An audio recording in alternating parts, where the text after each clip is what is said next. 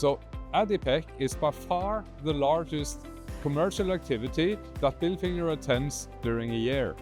It is visited by almost 200,000 people from our industries, and we have an opportunity to showcase our products and services and also meet with customers and other people from the industries. ADIPEC is a very international global hub, I would say, where people from all sorts of sectors in oil and gas, petrochemical, they come and interact with each other. And we also align with the theme of this particular event, which goes like energy, digitalization, and impact.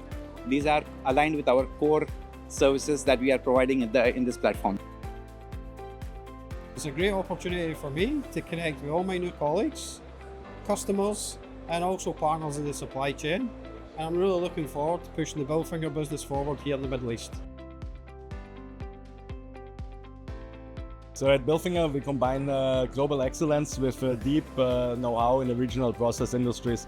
That makes us not only a strategic partner for our customers, but only enables us to provide a tailored and unique service and solution for all of them all over the globe.